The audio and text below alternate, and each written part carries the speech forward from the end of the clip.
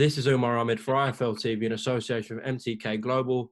Very privileged today to be joined by one of the finest at 175 we've seen in recent history, Antonio Tarver, all the way from Florida. How you doing, sir? Doing good, doing good. Thanks for your time, firstly, Antonio. You had a very decorated career, so many signature fights, but I think the signature fight has to be the rematch with Roy Jones Jr. Just talk me through the approach and mentality you had going from the first fight, the split decision loss, which was a very controversial decision as well, going into that rematch where you knocked Roy Jones Jr. out. Well, I mean, the mindset was definitely take it out of the judge's hands because, I just felt that there was an injustice done in the first fight. I felt like I beat Roy at his game. I used boxing ability, smart IQ. I kept the pressure on. I hit the guy all night long, man. And, I just don't know how they came up with that decision. So, with me, I definitely had something to prove. If you can't beat a guy, at his own game, skill for skill, match him in every way, I felt like I should have won at least a unanimous decision. I was coming in as a IBF and the WBC champ. Granted, Roy was the reigning heavyweight champion at the time. He just had defeated, John Ruiz. So, that's where it was at with me, man. I told everyone that would listen, I got to knock him out because I just felt like that was the only way I was going to get the victory. So I went in there with that type of mindset. I was focused, I was serious, and, it happened. I put all my energy in one direction. And, and when you look at my career, every time I had my back against the wall, man, whether it be over in Australia or, the rematch or the rematch with Eric Harding or even the rematch with Glenn Johnson, the cream always rises to the top. So, I think in my career, I proved that, man. I was the rematch king, 3-0 in rematches. I lost to Hopkins and wasn't awarded a rematch clause in that fight. I'm still scratching my head about that. So, it just goes to show you, man, when I was at my best, they couldn't beat me. And that was just point blank. How pumped were you in that Roy Jones Jr. rematch? Because before the fight started, you were talking to Roy, shouting at him, and then even after the first round with Buddy McGirt, he said to respect Roy, I think, and you said, "F that, no, I'm not respecting him." How pumped were you in that rematch? No, he actually told me I was giving him too much. He thought I was giving him too much respect in the first round. It was definitely a fill-out round. I didn't want to go out there, even though I was locked in focus, I didn't want to go out there and do anything careless. I'm always a calculating fighter. I always set it up. I always set it up. So, but he just wanted me to be a little bit more aggressive. And I'm glad he lit that fire under me because, I went and got it done. You know what I'm saying? I went and got it done. But if you go back and look at that tape, I missed Roy Jones with the punch. I think could have, did a lot more damage. If you look about 7 seconds, 8 seconds before he had his back against, going toward the ropes, and I leaned in and I snuck a left hand right by his shoulder. It must have went about 1.5 feet past his head. And I believe if that would have caught Roy, it would have been an ugly result, man. I think that was the punch I was trying to take his head off with, basically.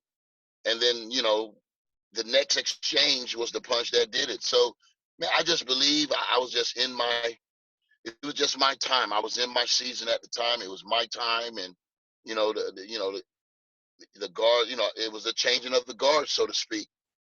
And, I had gone on to win big fights after that. I was a regular on Showtime and HBO. So, I've had, I think, a celebrated career, but, my work wasn't done, man. When I look back at 2015, I had a lot more work to do, man. My mission was to win the heavyweight title, and I think I was on my way to do that. And for some reason, I just, I didn't get no support for me even going, to have such a lofty dream. And I just didn't get no support from the people that was that was supposed to be pushing me, supposed to be promoting me. I didn't get no support when I told them that I wanted to win the heavyweight title. And I still can't understand for the life of me, after knocking out Jonathan Banks, why I didn't get any opportunities. So obviously they just didn't want to see me, quiet my critics one more time. And when you look at what the heavyweight picture has to offer, I could have won the title. I know that within my heart, I could have won the title, man. And it seemed like they didn't. The people that was the powers that be didn't want to see me succeed at that level, because they didn't want to have to say that I'm undoubtedly, no question, one of the greatest fighters of all time. And that's basically what they stole from me. It's basically what they took from me. But as the cream always rises to the top. I've stayed down. I've stayed focused. I've stayed committed. And as you see, I'm training fighters now. I'm developing fighters now. And it won't be long before I'm the most sought after trainer in the game, because I have the skill set, I have the ability, I have the knowledge, and I can communicate that to any fighter that wants to be a champion, that wants to, be able to say they reached that pinnacle of success. I'm here as a tool. I want to be a asset to any team, but you don't have to fire anyone. I can help your trainer train you. You understand? You don't have to eliminate nobody from your team. Just ask someone that has the experience, someone that knows the game, and someone that can game plan, can strategically break down a style and give you the right plan of success. That's what I offer to any business manager, boxing manager, or promoter. If you got a fighter that you believe in, and you want to succeed, you want him to have that right type of mindset, bring him to me. Let me help you, a young fighter. Camp. All my bio, the information is in all my bio platforms. And we're doing business here. You know what I mean? I want to become one of the best trainers in the game. I think I have the ability to do that. But, for some reason, it seemed like, people in boxing, they try to label you. They try to put some black cloud over your head. I mean, these young fighters, in some ways, have been afraid to come, and attach themselves to me, because in fear that they too might be blackballed, or they too might have it tougher than usual when it comes to boxing. So, I got to, pretty much break down all these barriers and all these walls that are up in order to get my opportunity. But, I can help, bro. I can lend. I can help develop and create and mold the next great fighter. You know what I mean? That's what I'm here to do, as well as promote boxing, produce shows. I got my own shows coming, man.